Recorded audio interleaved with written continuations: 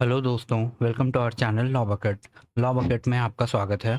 आइए आज हम लोग सेक्शन 85 की एमसीक्यू को देखते हैं और ये क्वेश्चन नंबर 32 है। Nature of presumptions for digital agreements. The court dash presume that the every electronic record purporting to have been to be an agreement containing the electronic or digital signature of the parties was so concluded by affixing the electronic or digital signature of the parties। हम लोगों का correct answer options हैं। Option A may, option B shall, option C has no power to, option D may shall under special circumstances. तो हम लोग जानते हैं इसका करेक्ट आंसर होगा ऑप्शन नंबर बी सेल। आइए अब हम लोग इसका रीजन देख लेते हैं।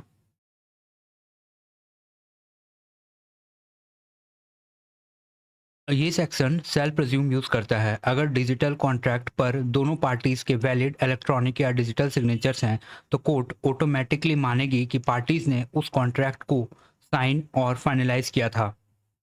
आइए अब हम लोग क्वेश्चन नंबर 33 की ओर बढ़ते हैं। The presumption under section 85 applies to every electronic record purporting to be an agreement containing the पहला ऑप्शन है digital scan of the hand written signature, option be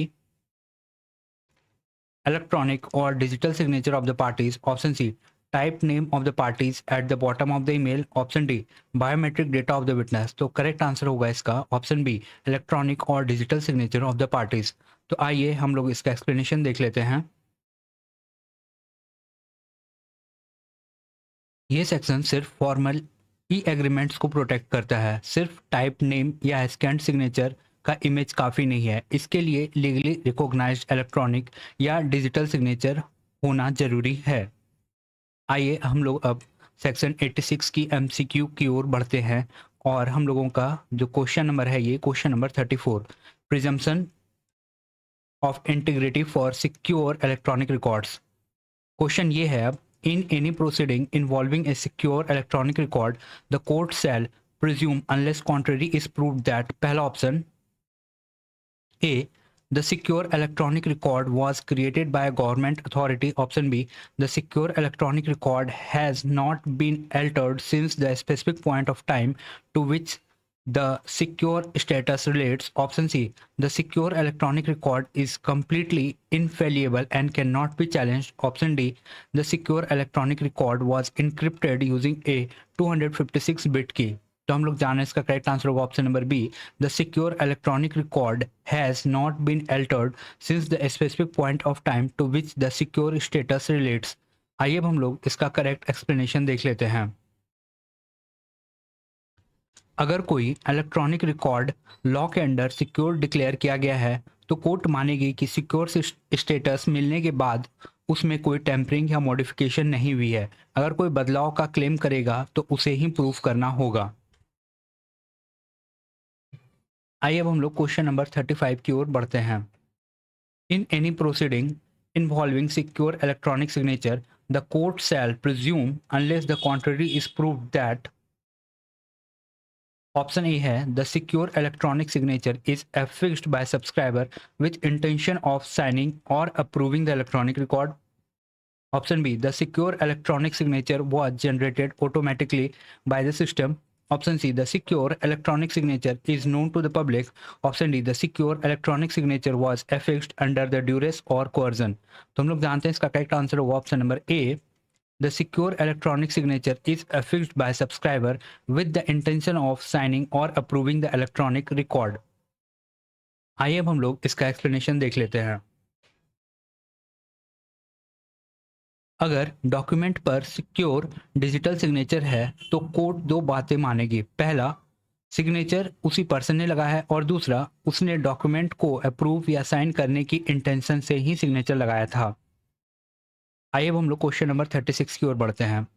according to sub section 2B of section 86 except in the cases of a secure electronic record or a secure electronic signature nothing in this section shall, option A apply to any criminal trial in a court or law, in a court of law. Option B, create any presumption relating to authenticity and integrity of the electronic record or any electronic signature.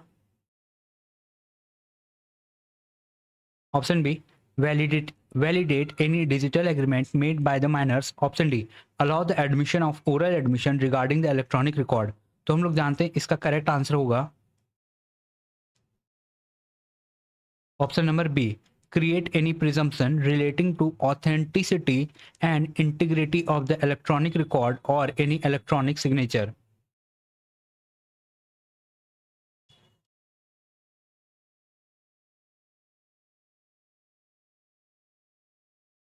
तो आइए अब हम लोग इसका correct explanation देख लेते हैं question number 36 का।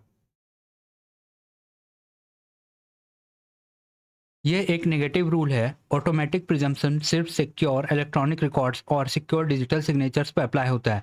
नॉर्मल ईमेल, व्हाट्सएप मैसेज या वर्ड डॉक्यूमेंट को यह बेनिफिट नहीं मिलता, उनकी ऑथेंटिसिटी को अलग से प्रूव करना पड़ता है। आइए अब हम लोग question number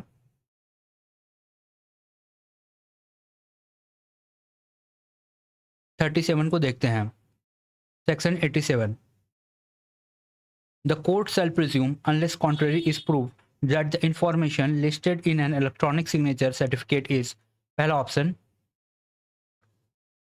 certified by the judicial magistrate. Option B, conclusive proof of the subscriber identity.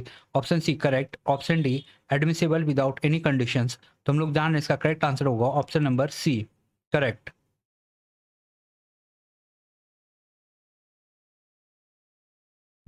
Electronic signature certificate एक डिजिटल आईडी कार्ड की तरह होता है जो ट्रस्टेड अथॉरिटी इशू करती है। कोर्ट ऑटोमेटिकली मानेगी कि उस सर्टिफिकेट में दिए गए टेक्निकल डिटेल्स सही है जब तक कोई उसे उल्टा प्रूव ना कर दे। Question number 38, exceptions to the certificate presumption.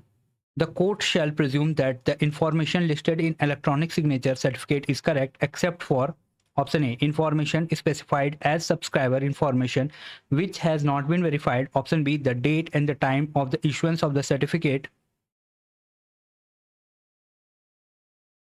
Option C, the public key listed in the certificate. Option D, the name of the certifying authority.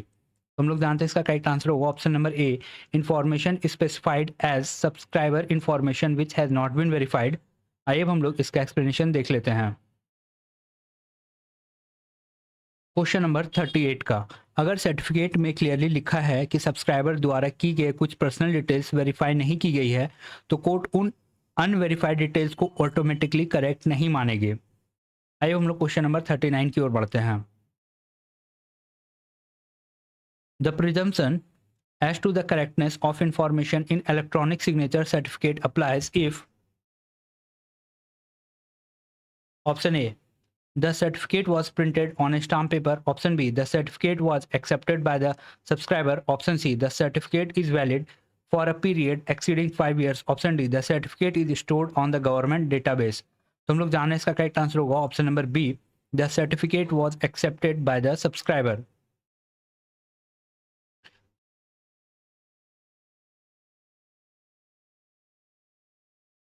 आइए अब हम लोग इसका एक्सप्लेनेशन देख लेते हैं। ऑटोमेटिक प्रिजम्पशन तभी अप्लाई होगी जब सब्सक्राइबर ने सर्टिफिकेट को एक्सेप्ट किया हो। अगर सर्टिफिकेट जनरेट हुआ लेकिन सब्सक्राइबर ने उन्हें एक्सेप्ट या यूज नहीं किया तो कोर्ट के अंदर दी गई इंफॉर्मेशन के लिए वो रिस्पॉन्सिबल नहीं होगा।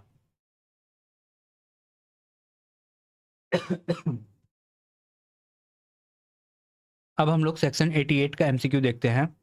Question number 40, the court dash presume that any document purporting to be a certified copy of a judicial record of any country beyond India is genuine and accurate. तो इसका करेक्ट इसका option से option A shall, option B may, option C must conclusive proof, option D bound to. तो हम लोग जाने इसका correct answer होगा मे। यहाँ पे मे प्रिजम्पशन होता है।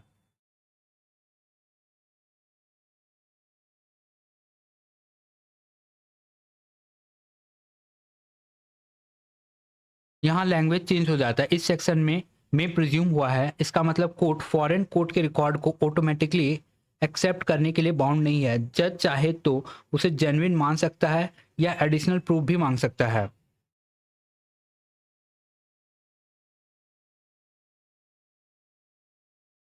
आइए अब हम लोग क्वेश्चन नंबर 41 की ओर चलते हैं।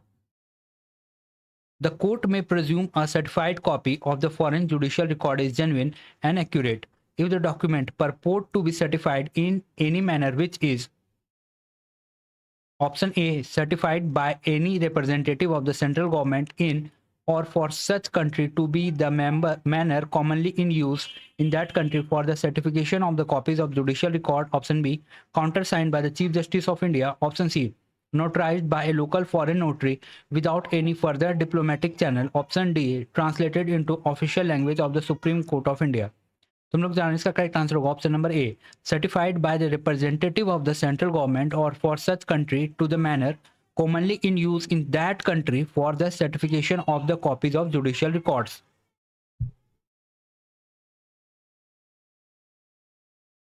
आइए अब हम लोग इसका एक्सप्लेनेशन देखते हैं।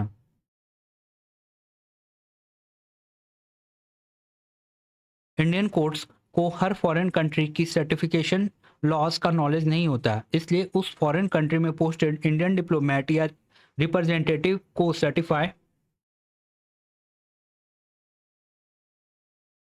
करना होता है कि ये डॉक्यूमेंट उस कंट्री में लीगली सर्टिफाइड करने का नॉर्मल और एक्सेप्टेड तरीका है। आइए हम लोग क्वेश्चन नंबर 42 को देखते हैं। According to sub section 2 of section 88 who shall be deemed to be a representative of the central government in and for the country comprising that the territory or place outside India.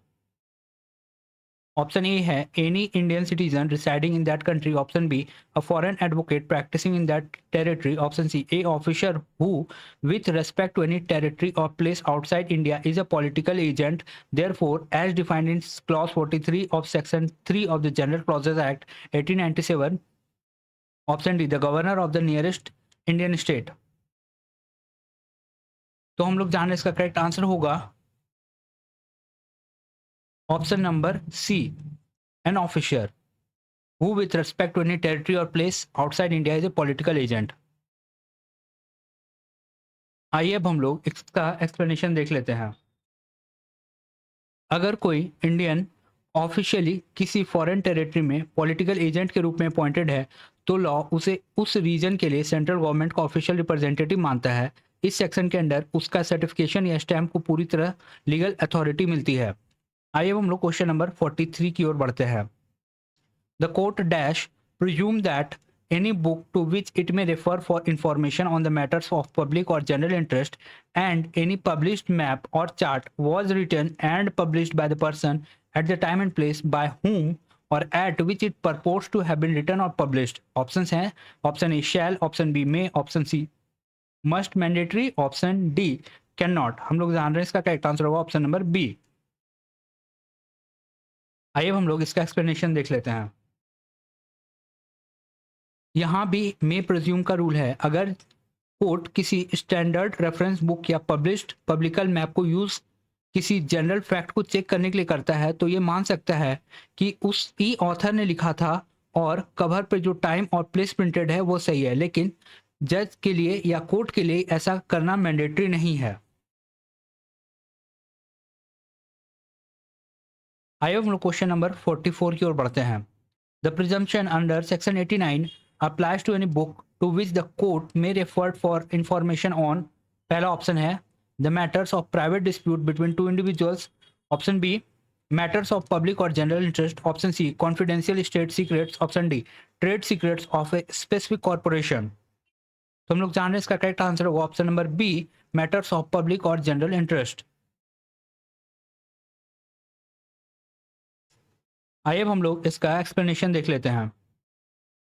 Court ये presumption सिर्फ उन books को देगी जो general public या historical knowledge से related है, जैसे इंसाइक्लोपीडिया, हिस्ट्री बुक या ऑफिशियल एटलस।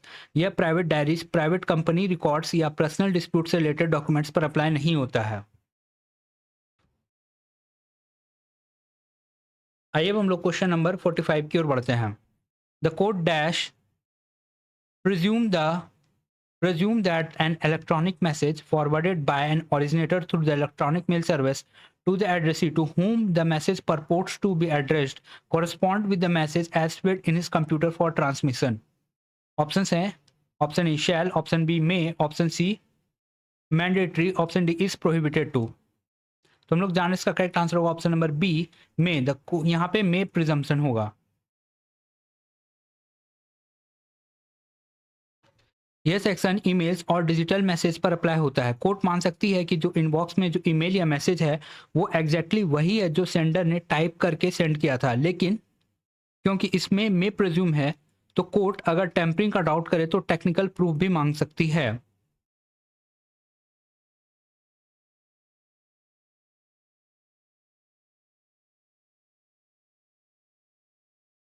आइए हम लोग क्वेश्चन नंबर 46 की ओर बढ़ते हैं। While dealing with an electronic message under Section 90, the court shall not make any presumption as to option A, electronic mail server through which it was sent, option B, the time at which message was received, option C, the person by whom such message was sent, option D, the content of the message corresponding with the transmission। तो हम लोग जाने इसका correct answer होगा option number C, the person by whom the message was sent। आइए अब हम लोग इसका एक्सप्लेनेशन देख लेते हैं। सबसे इंपॉर्टेंट बात यह है कि कोर्ट ये ऑटोमेटिकली एज्यूम नहीं करेगी कि मैसेज किसने भेजा। सिर्फ इसलिए कि ईमेल में john@email.com से आई है तो ये प्रूफ नहीं हो जाता कि ये ईमेल जॉन ने ही भेजी थी। अकाउंट हैक भी हो सकता है या किसी और ने यूज़ किया हो। सेंडर की आइडेंटिटी को अलग से प्रूव करना पड़ेगा। आइए अब हम लोग क्वेश्चन नंबर 47 की ओर बढ़ते हैं। Nature of presumption for non produced document, the court dash presume that every document called for and not produced after notice to produce was attested, stamped and executed in the manner required by law। तो correct option है हमारे में, option B shall, option C must accept as conclusive proof, option D may in its description. तो हम लोग जान रहे हैं इसका करेक्ट आंसर होगा ऑप्शन नंबर बी शैल।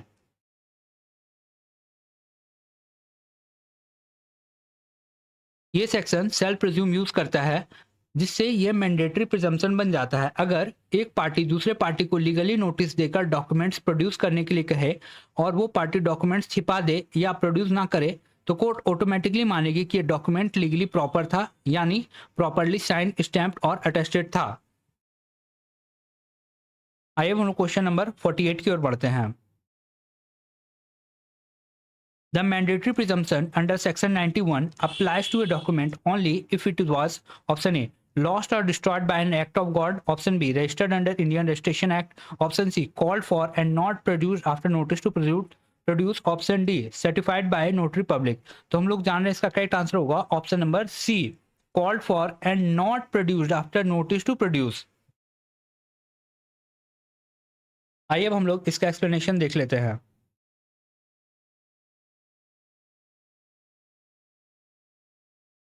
यह प्रिजम्पशन हर मिसिंग डॉक्यूमेंट पर अप्लाई नहीं होता। इसके लिए पहले डॉक्यूमेंट प्रोड्यूस करने का लीगल नोटिस दिया जाना चाहिए और उसके बाद अपोजिट पार्टी डॉक्यूमेंट ना प्रोड्यूस करे या रिफ्यूज कर दे, तभी यह प्रिजम्पशन अप्लाई होता है।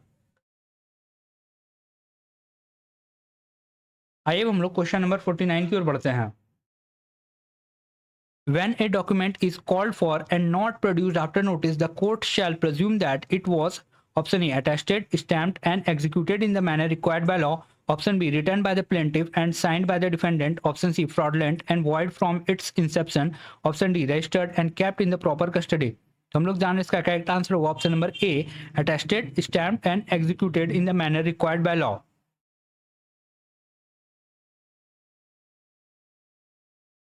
लॉ तीन स्पेसिफिक लीगल फॉर्मेलिटीज को कंप्लीट मानता है: अटेस्टेड, प्रॉपर विटनेसेस के सामने, stamped, proper stamp duty paid और एग्जीक्यूटेड, प्रॉपरली साइन और फाइनलाइज किया गया। अगर पार्टी डॉक्यूमेंट छिपा लेती है तो कोर्ट मानेगी कि वो डॉक्यूमेंट लीगली वैलिड था। आइए हम लोग क्वेश्चन नंबर 50 की ओर बढ़ते हैं।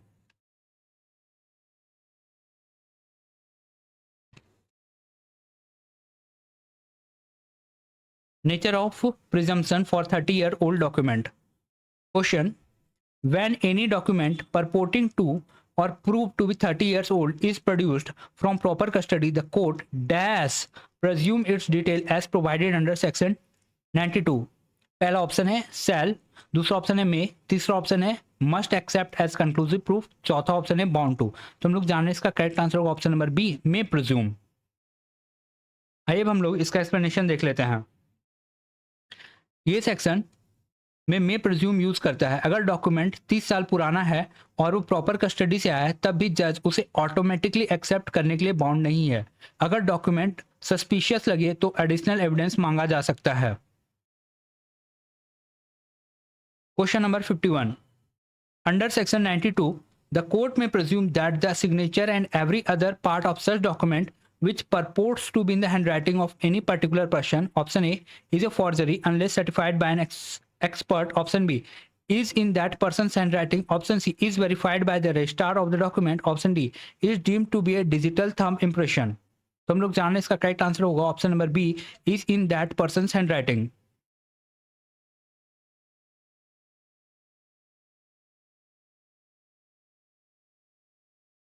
आइए अब हम लोग इसका एक्सप्लेनेशन देख लेते हैं।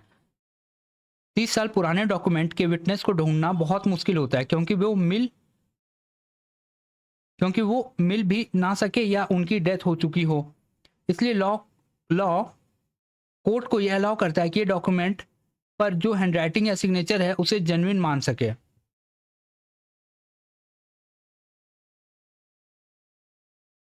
आइए हम लोग क्वेश्चन नंबर 52 की ओर बढ़ते हैं। In case of 30 years old document executed or attested, the court may presume that option है A, that it was registered within the limitation period, option B, it was exempted from stamp duty, option C, that it was duly executed and attested by the person by whom it purports to be executed and attested, option D, that it was drafted by professional advocate। तो हम लोग जान रहे हैं इसका correct answer होगा option number C, that it was duly executed and attested by person by whom its purport to be executed and attested। आइए अब हम लोग इसका एक्सप्लेनेशन देख लेते हैं। पुराने कॉन्ट्रैक्ट, डीड या विल्स के केस में कोर्ट दो बात मान सकती है। पहला, डॉक्यूमेंट प्रॉपरली एग्जीक्यूट हुआ था, और दूसरा कि उसका प्रॉपर अटेस्टेशन हुआ था। इससे पुराने विटनेस को ढूंढने की आवश्यकता नहीं पड़ती है। आइए हम लोग क्वेश्चन नंबर 53 की ओर बढ़ते हैं। According to the explanation to section 92, which section's explanation shall also apply to this section? पहला ऑप्शन है द एक्सप्लेनेशन टू सेक्शन 81, दूसरा ऑप्शन है द एक्सप्लेनेशन टू सेक्शन 85, तीसरा ऑप्शन है द एक्सप्लेनेशन टू सेक्शन 80, चौथा ऑप्शन है the explanation to section 86। तो हम लोग जान रहे इसका करेक्ट आंसर होगा option number B, the explanation to section 85।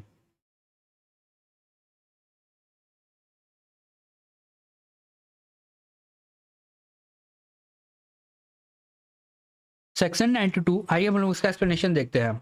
Section 92 proper custody की नई डिफिनेशन नहीं देता है, ये सेक्शन 80 वाली डेफिनेशन को ही अप्लाई करता है। इसलिए 30 साल पुराना डॉक्यूमेंट प्रॉपर कस्टडी में तब माना जाएगा जब वो वहीं मिले जहां उसे नेचुरली होना चाहिए या उसका ऑनेस्ट ओरिजिन प्रूफ हो सके। आइए हम लोग क्वेश्चन नंबर 54 की ओर बढ़ते हैं। इलस्ट्रेशन बेस्ड क्वेश्चन है ये। Illustration, A has been in the possession of a landed property for a long time. He produces from his custody deeds relating to the land showing his titles to it. In this situation described above, the custody shall be option A improper, option B proper, option C illegal, option D suspicious।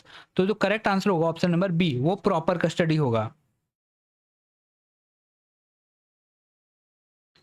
अगर इसका explanation देख लेते हैं। अगर कोई person बहुत सालों से किसी लैंड का ओनर और पोजेसर है, तो उस लैंड के ओरिजिनल टाइटल्स डीड उसके घर या लॉकर में होना बिल्कुल नेचुरल है, इसलिए कोर्ट इसे प्रॉपर कस्टडी मानती है। आइए अब हम लोग क्वेश्चन नंबर 55 की ओर बढ़ते हैं।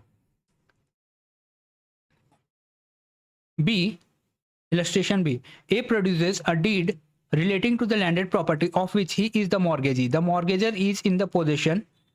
Option, in the situation described above, the custody shall be option A proper, option B improper, option C irrelevant, option D inadmissible। तो हम लोग जानते हैं इसका करेक्ट आंसर होगा ऑप्शन नंबर ए, प्रॉपर। आइए अब हम लोग इसका एक्सप्लेनेशन देख लेते हैं। मॉर्गेजी लेंडर होता है और मॉर्गेजर बोरोवर होता है। लोन के दौरान ओरिजिनल प्रॉपर्टी पेपर्स लेंडर के पास सिक्योरिटी के रूप में रखना नॉर्मल प्रैक्टिस है, इसलिए लेंडर के पास डॉक्यूमेंट होना प्रॉपर कस्टडी माना जा सकता है। आइए हम लोग क्वेश्चन नंबर 56 की ओर बढ़ते हैं।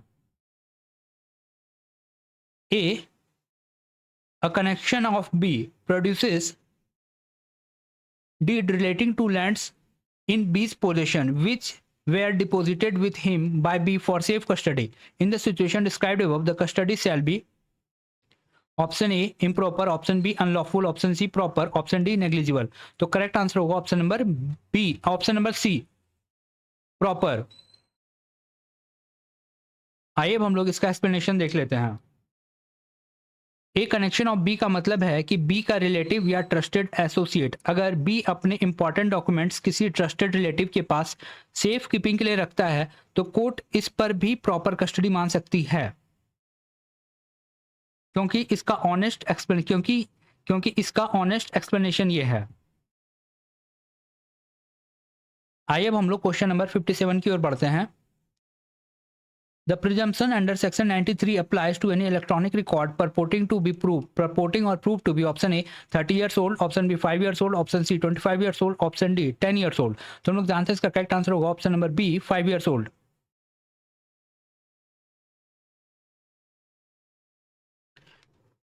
इसका एक्सप्लेनेशन देख लेते हैं। फिजिकल पेपर डॉक्यूमेंट्स के लिए 30 साल का रिक्वायरमेंट है, लेकिन टेक्नोलॉजी जल्दी चेंज होने की वजह से इलेक्ट्रॉनिक रिकॉर्ड्स के लिए लॉ ने सिर्फ 5 साल का रिक्वायरमेंट रखा है। आइए हम लोग क्वेश्चन नंबर 58 की ओर चलते हैं। Where any electronic record purporting to or proved to be 5 years old is produced from proper custody, the court dash presume its detail as provided under section 93. Option A shall, option B may, option C must accept as conclusive proof, option D bound to। तो हम लोग जान इसका correct answer होगा option number B में presume होगा यहाँ पे। आइए हम लोग इसका एक्सप्लेनेशन देख लेते हैं। ये सेक्शन भी मे प्रेज्यूम यूज करता है अगर ईमेल या डिजिटल फाइल 5 साल पुराना है और प्रॉपर कस्टडी से आया है, तब भी कोर्ट उसे ब्लाइंडली एक्सेप्ट करने के लिए बाउंड नहीं है। जरूरत पड़ने पर टेक्निकल वैलिडेशन मांगा जा सकता है या एडिशनल प्रूफ मांगा जा सकता है। आइए अब हम लोग क्वेश्चन नंबर 59 की ओर चलते हैं।